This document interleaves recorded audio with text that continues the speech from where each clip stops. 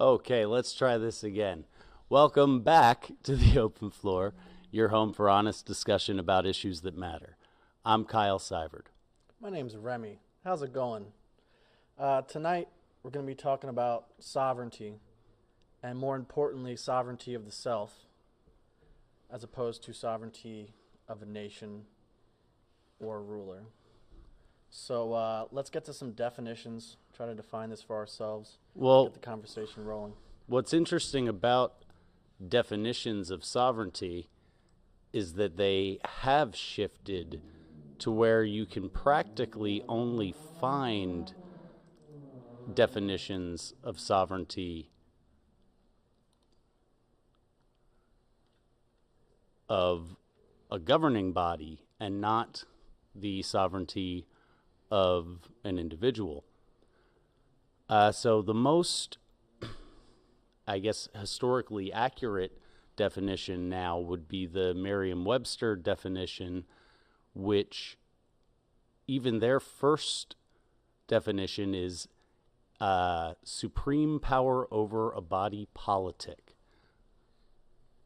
freedom from external control or autonomy, or controlling influence. So those are all governmentally based, not tied to the idea of the individual having their own sovereignty.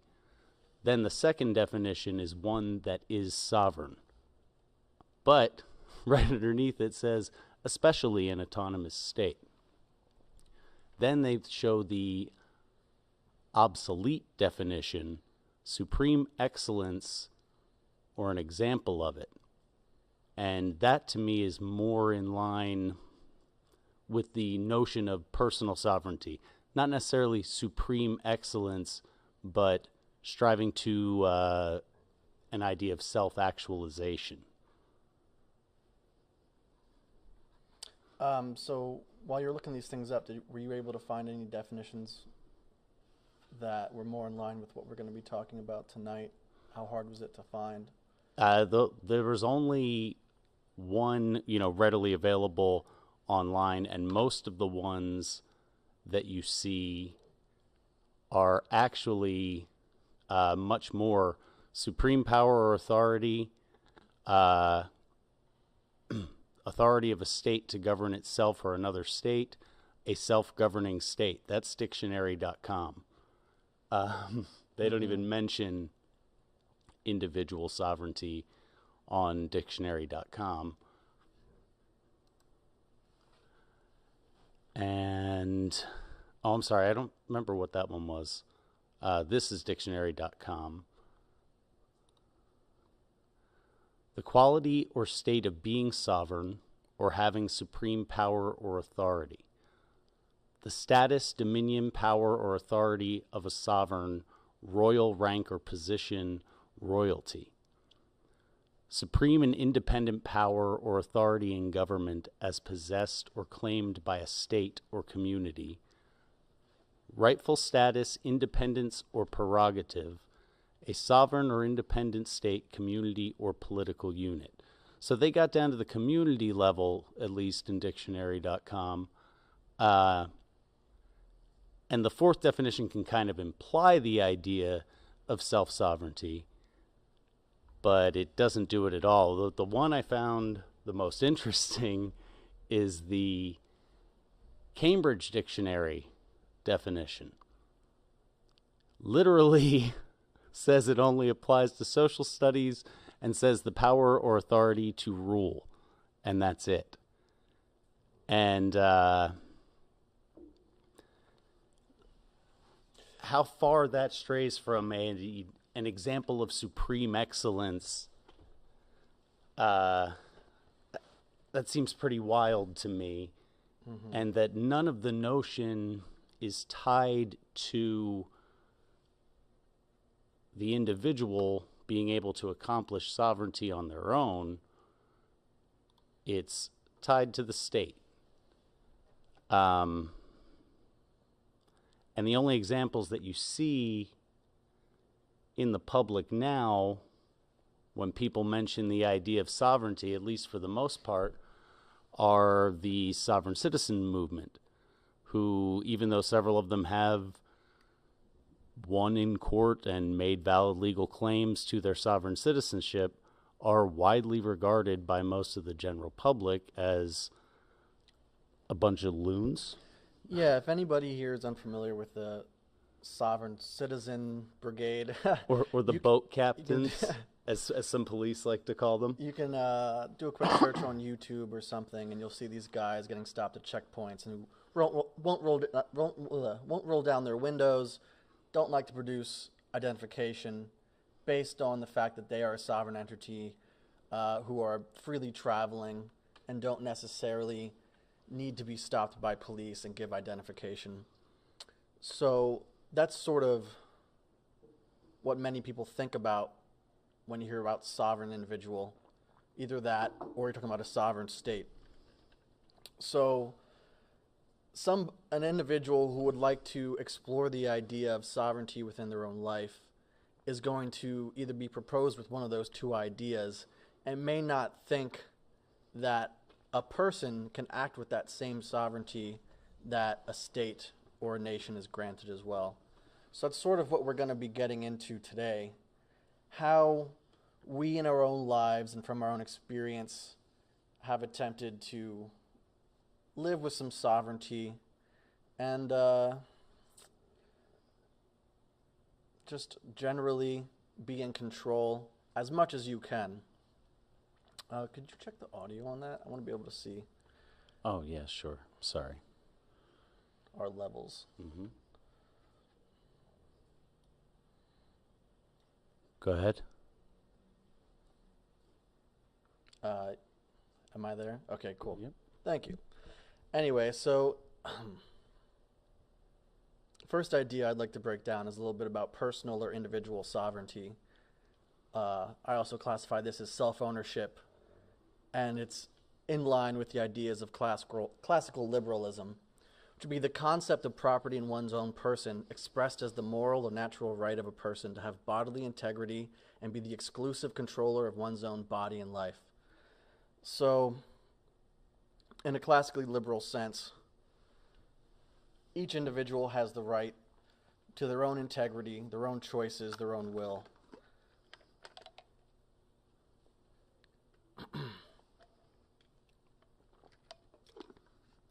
That's the classically liberal sense of it is part of my ideal of self-sovereignty. But because I believe that I only have the free will through God to have the notion of self-sovereignty, that God is the ultimate sovereign, but my free will allows me to conduct myself in a sovereign manner on earth. Yeah, I mean, the conversation of free will can definitely, I think it must come up in any conversation about personal sovereignty. And everyone has their own ideas about free will. I'm not as religiously convicted as Kyle. I'm still very much questioning all of it. But the idea there of whether you have free will or not, or we're assuming that we do have some level of free will here. So you can act within the bounds of your will in a sovereign state and take some actions for yourself there. Well, and when you say, act in a sovereign state, what you're driving at is being your own moral compass, your own a sovereign doesn't do things because it's the popular notion, doesn't do things because it's the narrative, doesn't do things because you're supposed to. A sovereign does what they feel compelled to do by what their own moral compass tells them what is right for them and what is wrong for them. Sure, yeah. Well, that's part of the sovereignty itself, is you must be making these informed decisions by questioning the motives of those around you, questioning any type of social norm, whatever it may be, and then acting on those decisions. And that's sort of how you gain a grasp of becoming a sovereign individual, making those decisions for yourself, trying to get to the bottom of what you perceive the truth to be, and what acts in your best self-interest. And if your compass is a moral one, then it would absolutely be a moral self-interest. It would be a moral self-interest, but I would argue that if your moral self-compass is aligned, what is in your self-interest is in the growth and stability of your community. And so your self-interest would have your community in mind, and would have the future of your community in mind and future generations in mind. Yeah, even in your hopefully so. self-interest. Hopefully so. Because your self-interest should, to some degree, include the notion that you should do everything you're capable to make life as accommodating as you can for everyone attached to you. Everyone attached to you is also different for every person. Sure. So some people live a very solitary life, and they're happy that way. They may not have close family. They may not have children or partner. So their own self-interest is just a form of acting in a way that fulfills them without harming anyone else. Which comes back to the harm principle. Do you know what that is? The harm principle. The states basically no action shall be taken against any man except to stop them from harming another. Yeah, the non-aggression principle or whatever. It's kind of like very that. similar, probably. Yeah, in definition. Yeah. Well, that would be the ultimate secular sovereign in my mind. Somebody who operates from that sort of mind frame would be the ultimate secular sovereign. But more often than not, you'll find people with that mindset leading somewhere towards the ANCAP spectrum of politics. In my studies of this recently, a lot of the things you find about personal sovereignty and some of the associated topics like agency, and especially the economic ones, a lot of them are based in what would be anarchic principles, which I don't really ascribe to myself. But it seems to be how other people seem to think of the idea as having sovereignty, as being some form of anarchic principle or anarchic liberalism. Well, because sovereignty and autonomy are kind of you can't. They're very difficult to separate, and so for a sovereign individual to not view themselves as also a generally autonomous individual who thinks and acts for themselves, even if not on their own behalf, who thinks and acts for themselves. Those two ideas are so intermarried that the autonomous mindset required to be appealing, to have anarchist ideas be appealing to you, is also required for sovereignty to be appealing to you. They're all intermarried. But to me, and this is a hard thing for me to say out loud, because I was a quite vocal anarchist for quite some time. There's no difference between the ANCAP utopianists and the communist utopianists. No, ANCAPitalism, anarchy, what do you call it? Anarcho-capitalism, ANCAP, is very much in the line of what Marx talked about. They still have a form of commerce there. Sure. That is more or less, there is some form of market, but everyone's supposed to be working for the community or for the state. So when you breach these ideas about sovereignty, a lot of people will apply them to their own station, and that's fine. I can't control what someone's station in life is. Well, But for you want to have this moralistic viewpoint, which works. It works for you, and I think that I enjoy leaning that way as well. But somebody could say it's purely. They could try to act on their sovereignty in a form of hedonism as well. absolutely. Absolutely, but that to me always ties back directly to the notion of free will. You can be a sovereign that doesn't follow any type of harm principle. You can be a sovereign. You could be a chaotic evil. You know, you could be a chaotic neutral, and just do whatever all the time. We've known quite a few of those chaotic neutrals with chaotic evil leanings. Yeah. But nobody told those people how to live their lives, that's for sure.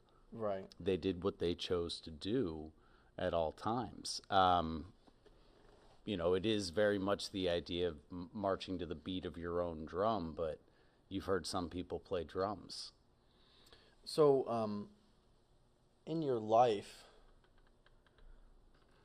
what has given you a sense of sovereignty? Like being able to check out, not check out, but being able to feel as though you have these choices and that you're able to view what society is doing, or you're able to view what the economic society is doing, or what your community is doing, and say, while it's okay that they do that, I'd like to remain as sovereign as possible Yeah. and try to keep things in-house in my life, so to speak. So is there anything, any times where you kind of felt like you were taking action with your sovereignty, and I guess what it meant to hold it in that moment? Well, I mean, I've made a series of, you know, drastic decisions because for quite some time I was a staunch anarchist. So I made a series of drastic decisions that sort of forced me into a mode of individual sovereignty where I exist on the fringe of society but can pass in and out through it. Can pass in and out through it and acquire like the bare minimum that I need and not have to deal with it any more than I have to. Yeah. I think years ago, when I was sort of exploring the idea of having personal sovereignty at first, I sort of fell on the idea of subversion and saying, if I'm basically forced to live within a society that I don't agree with, I'm going to be successful at it so that I can subvert it within my own life. And as I've grown, I care less about the subversion tactic as opposed to just trying to educate others through our interactions by saying, like, look, you know, people complain a lot about what they're not happy about, but very few take action on it. So I just like to see someone having that sort of drive to try to take some of this sovereignty back for themselves, and I only hope that it is following some moral principles. Go ahead. Well, I'm sorry. You were saying in the middle of that.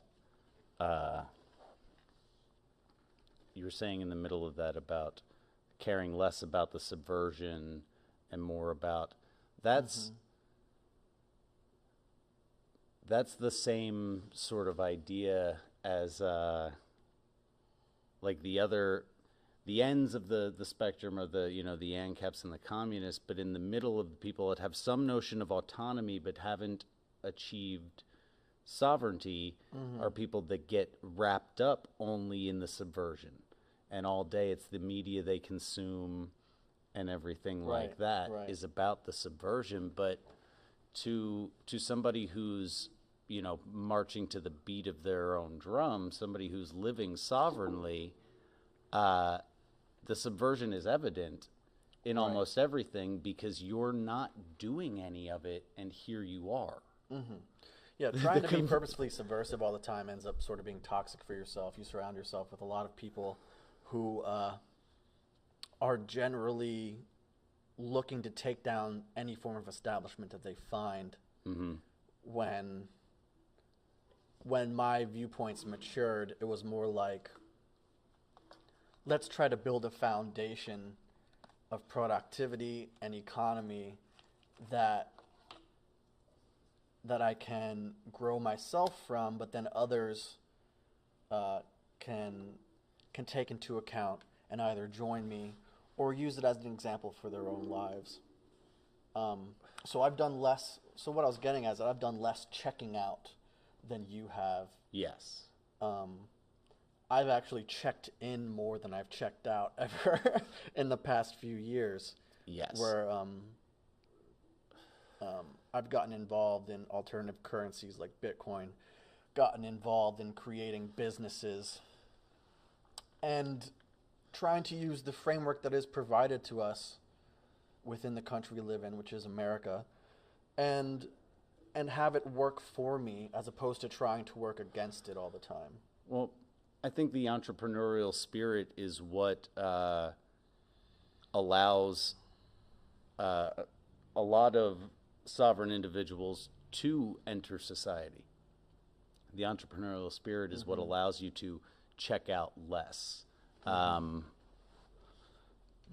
that's huge. And you haven't checked out in nearly the way that I have, but I haven't had a bedroom since 2016. Like, I've made drastic decisions to stay outside of things in that way. But I was also at one point in time far more checked in than you've ever been to, and a slave to the week to week, and eating meals that were handed to me out of windows all the time, and just buying stuff, and I was way checked in. So explain that a little bit. So myself personally, you look for a career after high school, and I found one, which was metal fabrication. I could have continued with that and likely ended up in a place where you were, but I felt unhappy probably much faster, maybe much faster than you did, I don't know, but I got out pretty quick. I was only, I did it for 10 years, but I technically was only really committed to it for 5 or a handful or something. And I was looking for ways out. As soon as I got in, I was like, wait. Right. I don't actually like this that much. I don't like not having control over what I do.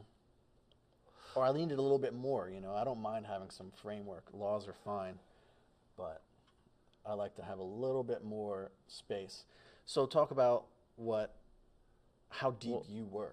Well, I mean, how deep I was, at one point I was the operations manager of like a franchised handyman service where I had corporate approved logos and everything else, and every vehicle I drove had a phone number on it, and my cell phone was on all the time. The office phone was forwarded to my cell phone after office hours.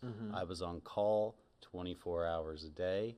I was into it. I didn't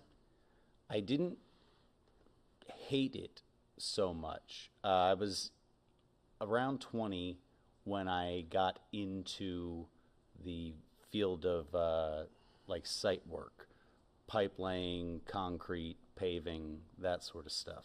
I was about 20 when I got into that, and I enjoyed that work.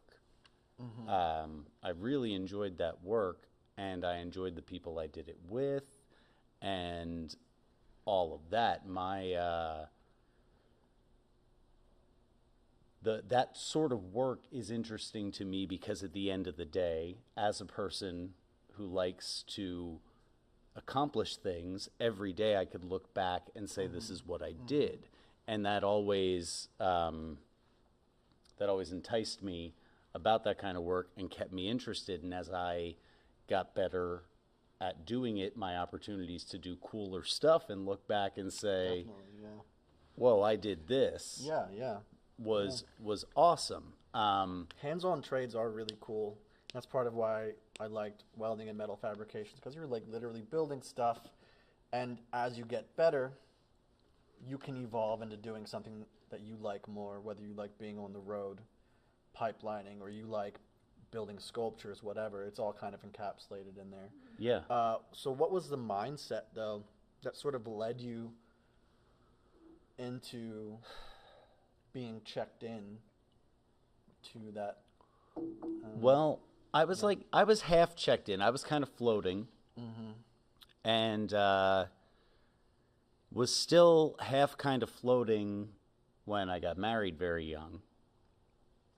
I got married a few weeks after my 20th birthday, and was still kind of floating. And then the week after we got married, we found out she was pregnant, and so I was checked in the way a lot of young men are checked How in. long were you together? Before She we got pregnant? Before you got married, sure. we were together for like 10 months before we got married. We had been, good friends in high school and had known each other and spent, a pretty considerable amount of time together before then. For 3 or 4 years before then, we were pretty close and spent a pretty good amount of time together. But it was very rushed and very, very stupid. So you weren't in the field of work we were talking about until you I got was married, floating though? from a couple. I bounced around a couple of different things. I've had so many jobs, it would make most people's heads spin. Although it might be more common now. But I'm almost 38. People my age having as many jobs as I've had was pretty uncommon for most of my life. I didn't really start to check all the way out until, no musician wants to have a day job, right? Sure. No musician wants to have a day job.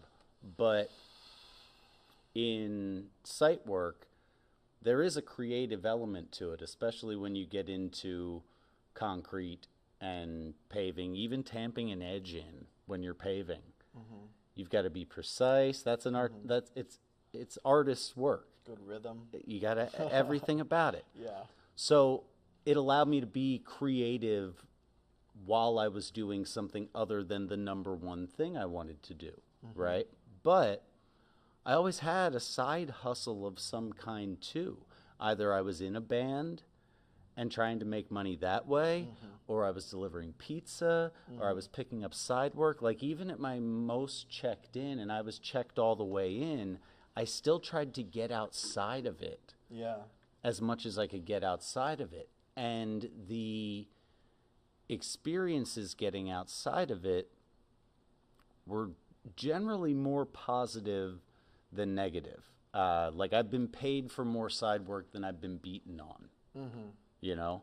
Even though I still have somewhere around $3,000 or $4,000 floating around out there that's owed to me, I got paid more than I didn't get paid.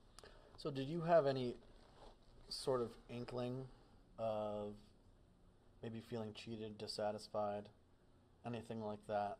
Because you said you were pretty anarchistic. And was this after? The cheating, the feeling cheated and the dissatisfaction was directly tied to my learning about the actual nature of the banking industry and the Federal Reserve and all of that. Yeah.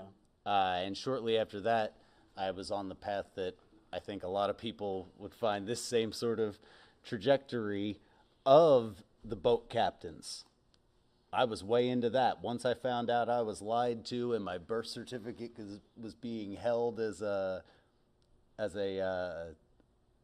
option on a futures market and all of that sort of stuff, Man, I was right there with those boat captain dudes for a minute, and in the midst of the other, series of emotional turmoils going on in my life, I got way hard into it. Of course, I felt betrayed, because obviously we don't like to blame ourselves. Obviously it's everything else, and if I could just get everybody else to be this, then I'd be fine. Yeah, I think while we're talking about our career choices, or lack thereof, I'd like to bring up that along with personal or individual sovereignty, there's also the idea of sovereignty over your productive capacity. Yeah. And here I have this defined as an individual sells the use of his productive capacity for a limited time and conditions, but continues to own what he earns from selling the use of that capacity and the capacity itself, thereby retaining sovereignty over himself while contributing to economic efficiency. If a person owns themselves, they own their actions, including those that create or improve resources. Therefore, they own their own labor and the fruits thereof. Mm-hmm. So this kind of comes into the rights that you should hold as a worker and of property as well. Property law is one of the oldest law that humanity has on the record. And that's directly related to the fact that if you have personal sovereignty over yourself, you should have personal sovereignty of what you're producing with that work. And here it says the capacity itself. So what you earn from selling the use of the capacity and the capacity itself. So literally your ability to work is like a property, is like a machine, like any other machine, but a bio machine. Well, sure, and that's a principle that I picked up on in my early floatings around. My early floatings around, when I was in the middle, set a foundation for part of my bridge out as I was older, because I did a lot of sales jobs. And one of the ways that they pitch idealistic young people into sales jobs is you decide how much you're worth. You don't have some boss telling you you're worth minimum wage. You decide how much you're worth. Sure. And that's how they get you. Breakdown's not always great, but I know a lot of people who are happy in sales as well. Yeah. I've never actually personally done sales, but I've definitely sold ideas. I've sold myself. I've sold, in a good way. Sure. I've sold partnerships and things. That's where I really like enjoying commerce the most, is like formulating plans with people, sticking to some sort of idea, trying to find an end. Maybe that end is not purely defined, but like working together is really fulfilling to me. So the difference I'd like to state here with sovereignty over your productive capacity, as opposed to what the liberal anarchos might say, or the Marxists might say, is they don't really feel like they own their personal property. They own themselves. Yeah. And they believe that by not owning any personal property, you can be the best form of yourself. But I don't personally ascribe to that. No. I feel like if your capacity is creating economic value and you then own property because of it, you deserve to have that property.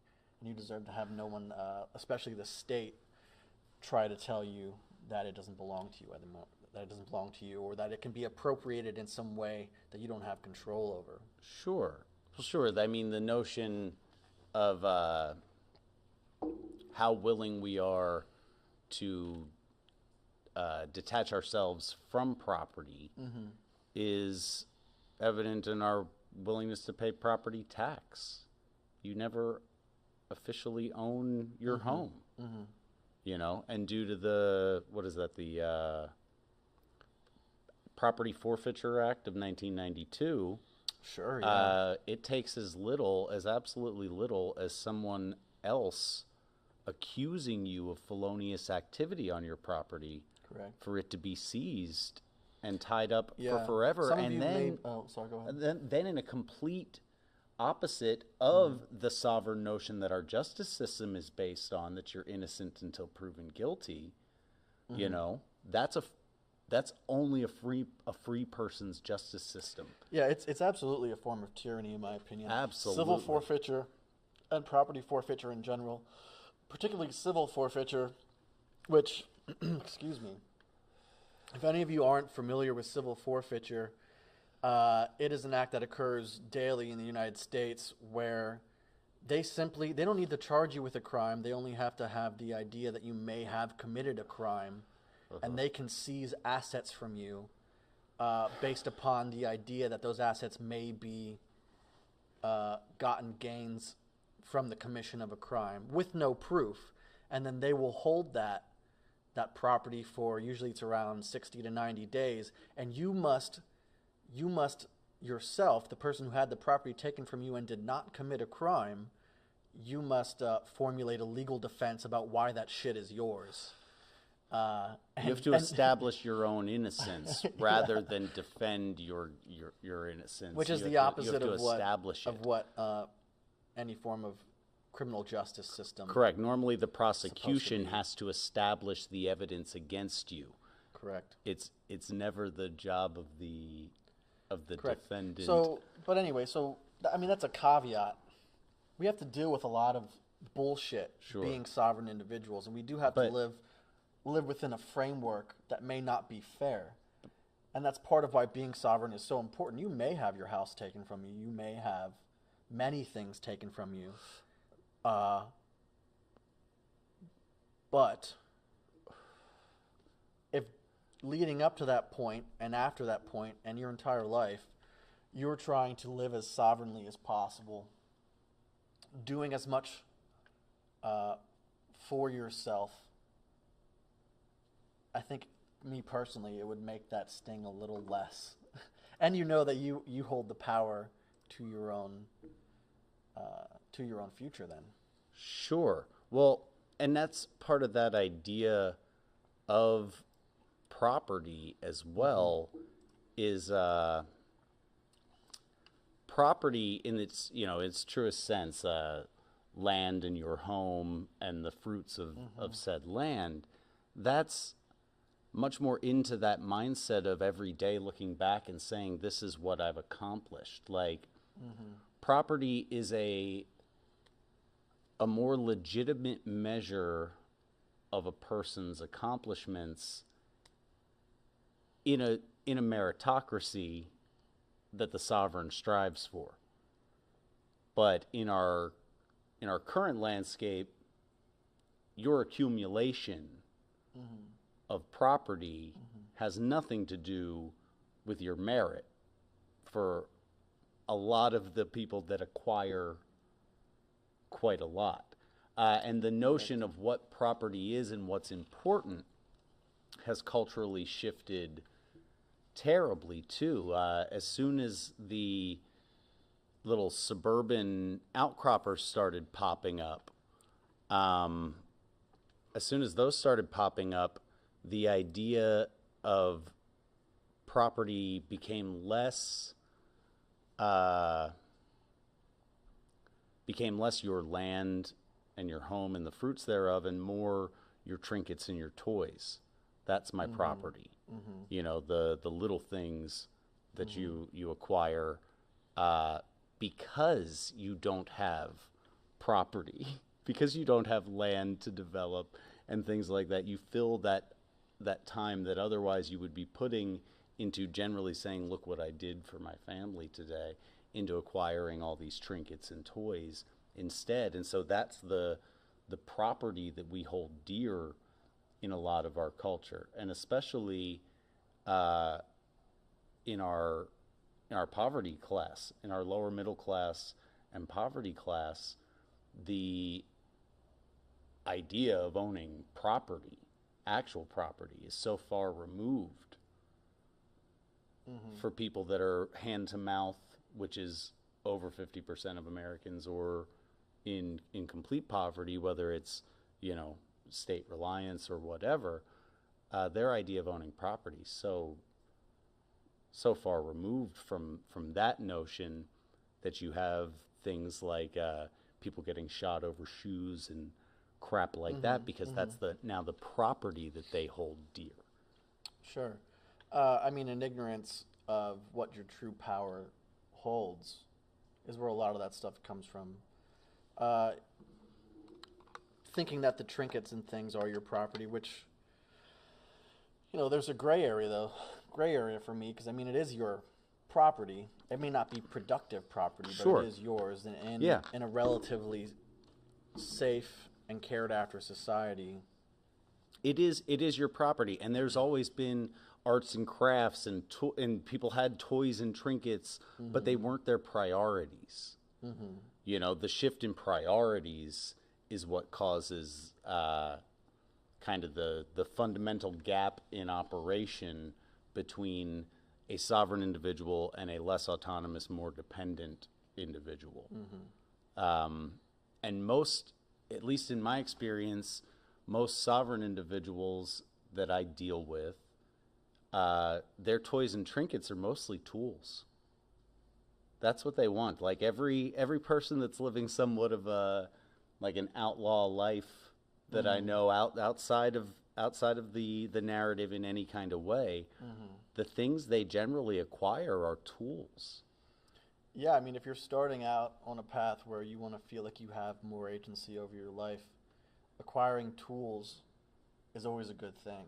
And tools Yeah. are super affordable now. I forget where my buddy sent me, but I got like a whole set for pretty good price. And the shit at Harbor Freight's getting pretty good these days. I was very impressed when I walked in there last week, seeing the level of craftsmanship they actually have in some of this stuff. And it's still really affordable. I mean, some stuff is cheap and garbage and throwaway, but just the fact that it's available Well, at yeah, a price that most people can acquire. And then the thing is, once you get those tools, build something, Yeah. whatever the fuck it is. yeah. Build something, acquire Build some something. skill, and really, really build something. Yeah, those Harbor Freight tools at this point are fine for any homeowner.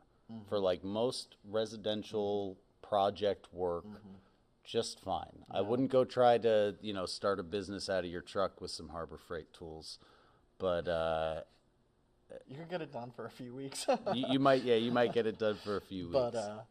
But anybody kind of looking to go down the path of trying to have a bit of sovereignty in their lives, you may have a structure already in place. It's hard to break. You have mouths to feed, you have bills, you have X, Y, and Z. And by all means, don't throw that stuff away. But I think there are it starts with a mentality that you belong to yourself. And for some people, the only other thing you could belong to is whatever God you see fit.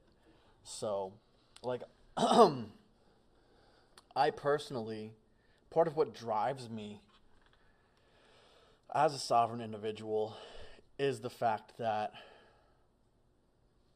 if I'm going to be whatever I consider to be successful, if I'm going to find some form of contentment, it's going to come from my own power. And part of that is knowing that that power is sort of my right. It's sort of like a birthright that everybody has. Yeah. To live within whatever moralistic guidelines you have and produce as much as you can and try to stay away from the trinkets. Maybe you like nice watches and cars and stuff, which is fine, but it's the idea of having a trinket mindset that's the difference. Yeah. I like cars and I spend more money than I should on automobiles, but I know that at the end of the day, they're not that important. And what's more important is building a business or building connections, building a community. So, yeah, I mean, you're following your internal hierarchy of priority. yeah. Yeah, And that and comes. that's sovereign behavior Yeah. at its essence, Yeah. and that idea of back to that idea of property and ownership of your own labor, um, I mean, that is the entrepreneur. That's the entrepreneurial spirit. And we think so often of the entrepreneur as, the slick business guy in the corner office or the Elon Musk or somebody like that. But for every Elon Musk, there's like 20,000 plumbers, Yeah. just guys with a van who don't want to be told what to do and learned how to do something and want to own the value of their labor. They want to own the product of basically their labor. every apprentice, every journeyman has that entrepreneurial spirit. Yeah, because you don't go into the act of learning a trade without the notion of applying it yourself. Like, I've never met a framer who didn't want to eventually be a landlord. I never met a truck driver who had zero interest in owning their own rig someday. Like, people want to do these things and they want to do them for themselves. And that's that idea of that inherent personal power, right? What that gets conflated with now is actually entitlement. Most people that have lives that allow them the time on their hands to do things the way they want to do them are being handed that time because of their dependence on the state or someone else or whatever else, and they still feel like they should have that personal power, but that's entitlement. They don't have that freedom because of their own accomplishment.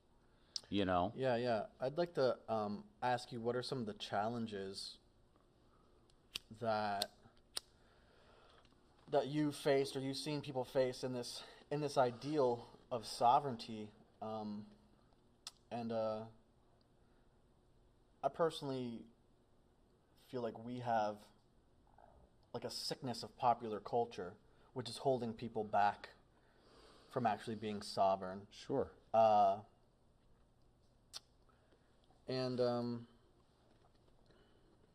Sure, I think, public schooling programs all of us pretty well.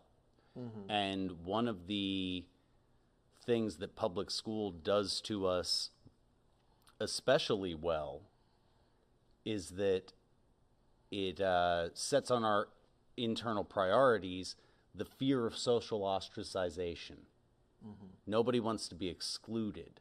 And that's like, for many young people, and for many people this continues far into adulthood, the idea of some group who's supposed to approve of you, and if they don't, that makes your life less satisfying.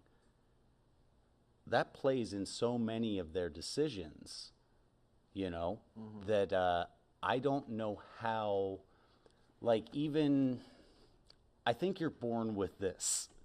I think you're born with this notion because I was always trying to do things my way.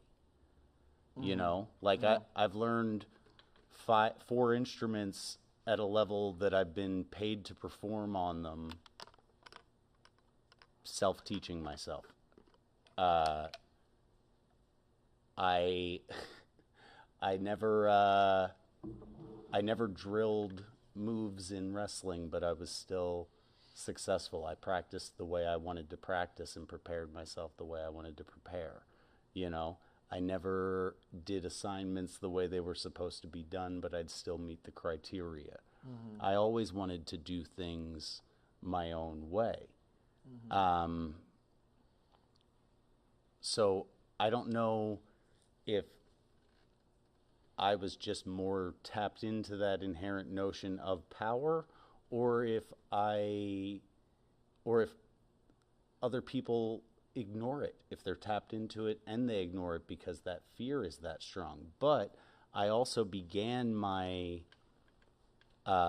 social existence in kindergarten, right, as a kind of weird kid who was significantly more advanced in math and reading and things like that, who dressed a little weird because I was poor.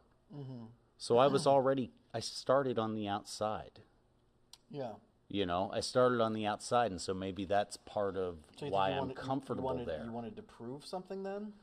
No, it's that I wasn't afraid of not being like fully accepted, because I don't know that I ever genuinely felt that I was anyway.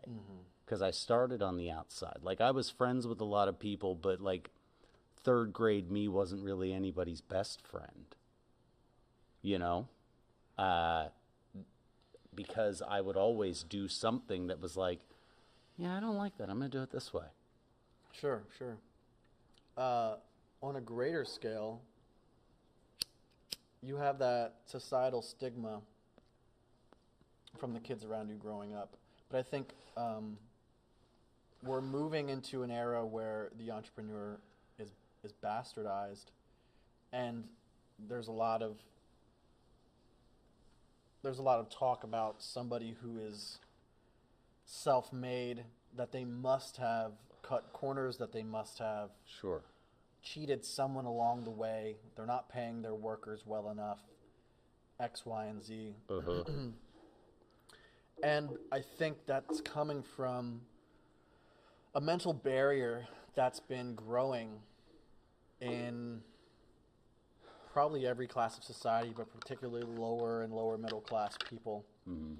That there are so many barriers to taking your power to a new level as an individual, as a sovereign person, that it seems insurmountable to us or to them. So when you see someone succeed, they must have cheated. Sure. Sure. Now, to some degree, there is a relatively sound logical principle there, that in a truly fair exchange, no sort of profit would exist. And so that any exchange that generates profit is in its nature unfair. So there is a purist logical argument to that, but most of these people taking up the torch of the exploited worker and everything else, that's not where theirs is coming from. You know, they don't have that sound. Theirs is the emotional response of, you have something I don't. Yeah, I think that's where the response is coming from, but there's likely a shift in attitude, not within that person, but within greater society. Sure. Well, we have a more dependent society than ever before. Right. And that, again, goes back to that property. We've outsourced so many daily necessities that we produce none on our own. And so when you do that, you create absolute dependency, even to those that are just working and actually providing benefit. They're still dependent. Yeah, I think that an important aspect of being sovereign is trying to live without dependency, or to leave the state of dependency, and as soon as you can, then be independent, you know? Yeah. Because it's difficult for some people to be totally independent from whatever the case may be, living with your parents at a young age, or having to move back in with family because you tried some shit and it didn't work. But the goal is still independence in some way, and to not then be sucked into a form of independence that is a virtual independence, where like you think you're free, but you're really actually a slave to a whole new set of desires. Well, if you like math, it's really easy to break it down. There's 168 hours. Like math. There's 168 hours in a week. How many of them are you putting you know what? into That's an accomplishing interesting things point. for you? When I first started working for myself, actually, no, I was still working full time as a welder, and I'm like beginning to think about, what can I do in my time when I'm not at work, and what does that time mean to me? And I would set a mental hourly rate just on my personal time. So if I'm wasting time, I'm wasting my own economic benefit, which in the thought, an easy way to calculate that is just money. Yeah. So I gave it basically an hourly rate Yeah. of like, and I was whatever, early 20s. I'm like, whether or not you're getting paid this much at your job, that free time from your job, you should try to be doing something that is worth what you think your time is worth. And I think I remember setting mine at like $17 an hour. Yeah. And I was like, if I can, it doesn't have to really be making money, but you should do something that you would value that time at $17 or whatever Sure. it may be. Sure. And that's a good like mental exercise, I think, when I was sort of getting into the idea of trying to live more for myself and less of the rat race. Like that was something that I recognized around that time is even if you win the rat race, at the end of the day you're still a rat. Yeah. So Yes. getting out of that was pretty important to me. Yeah. And it may have been easier for me than other people because like I didn't have close familial bonds. So I was able to be like, I'm just gonna hit the road Yeah. and do my thing. But it still just comes back to that frame of mentality, whether you have a family or not. Yeah. Don't be the rat in the rat race. Right. Well, Set your free time, set goals, like work for yourself even when you can't work for yourself. And if you got a job where you're like in front of a computer, find a way around it. Like there's a lot of solutions where you can sort of be working yeah. for the man and also working for yourself. Well, You have there's to a be, lot of people with creative, with jobs where they sit at a computer all day that are absolutely all too willing to, like, you're sitting there with one of the greatest tools in the history of right, yeah. mankind. It's amazing. And people at work, it's like, I forget what the number is, but it's ridiculous. Those polls, how many hours a day they spend on Facebook or on Pinterest or on eBay or whatever it is they're doing. Yeah, consuming instead of trying Right. to do So, something, like, they have this time that they're being paid for. They don't have to actually work to accomplish what they're being paid for. And instead of taking that opportunity and doing some kind of other work, yeah. they just go, yep, I'm good, I got it. I think even the workers of that group, and this is not all people, but you have the people who are purely consumers in that group and they're watching YouTube videos or they're scrolling through social media or something. And then you have a virtual producer, and that's a person just farming karma, maybe making funny comments on Reddit or Twitter or whatever, Sure. or shit posting instead of doing something productive. And then there probably are few people who are really using that time to the best of their ability. But I remember, I never worked an office job, but I remember feeling really like destitute of the soul during this time, where I didn't have the energy to work for myself. I may have been sitting at a computer, and I'm not sure if I would have taken the step to like have some e-commerce store while I'm working at an office job or something. I don't know if I would have taken that because you're sort of beaten down. You haven't yet gained the cognitive liberty that like, yeah, you're at work and they might own you for 8 hours a day, but you still own your actions and your mind. So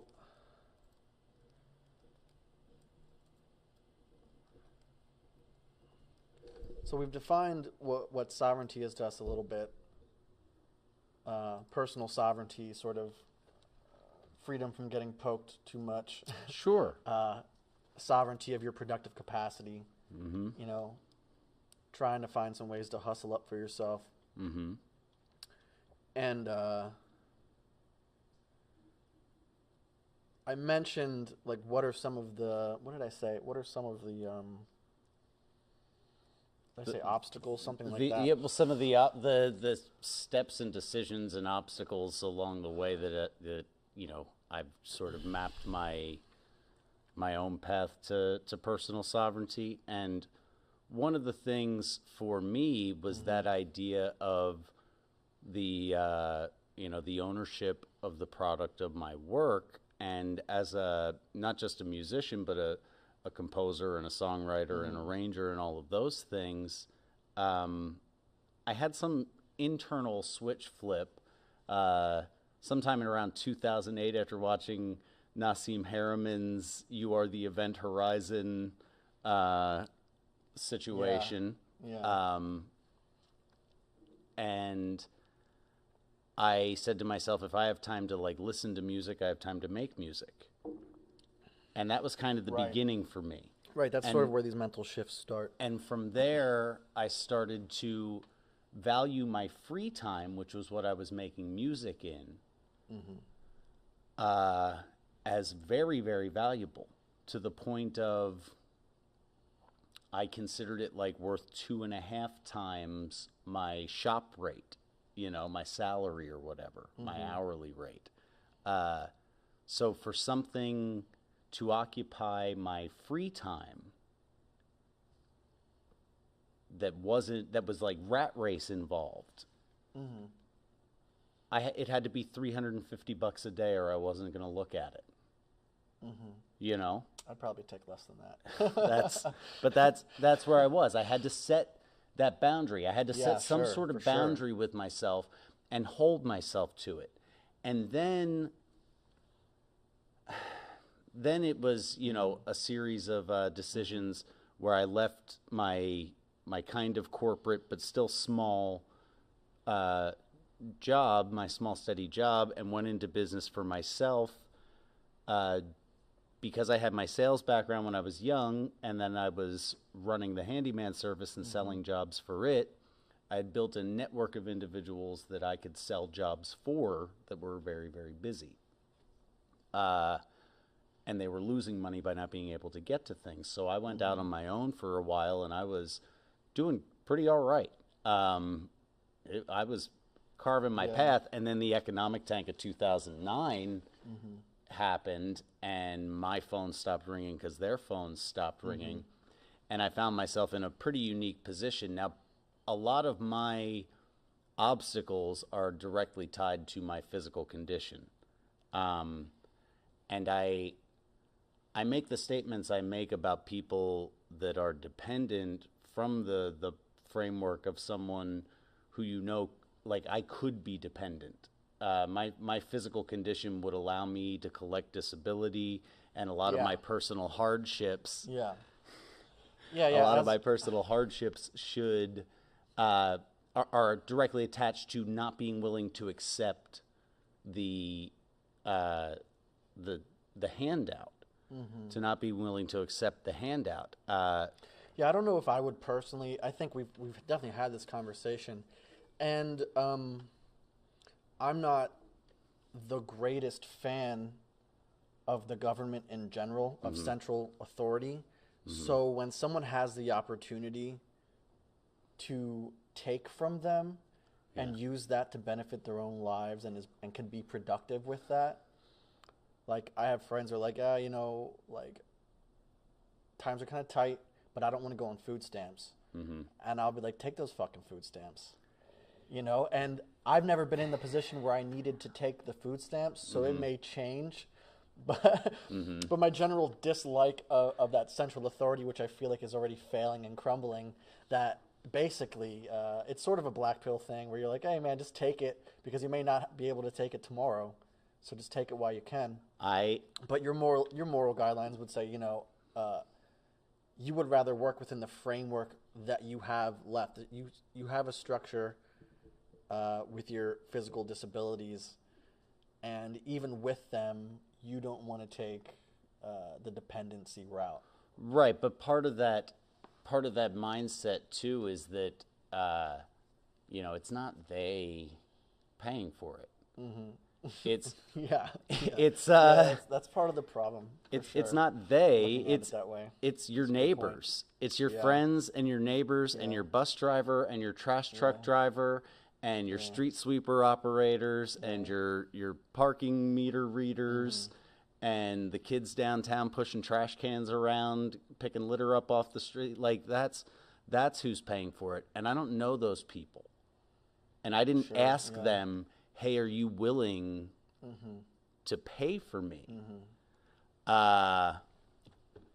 So that's like community sovereignty. Right. The hope is that through the individual's actions, we're all going to be growing to a point where the community becomes more sovereign and can take care of each other.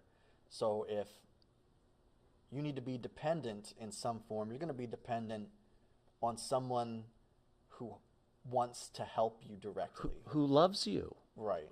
Right. Who loves you. Who's willing to. Who's willing to, because then you're still maintaining a level of self-agency, because you're not beholden to them. The product of labor with them is the value of the relationship, and the value of the relationship is worth them being willing to help take care of you. No. And good relationships are a lot of work. There is a lot of labor. A lot of people like to make fun of SJWs about emotional labor, but it is a genuine thing for a real and close and nurturing and healthy relationship. Emotional labor is real. The framework that they use it in is like going to work every day is an emotional labor, and you should be, you should be compensated for that. And that's a little ridiculous, but you do work towards earning people's willingness to take care of you. But that's any community economy. That's what the plumber has to do.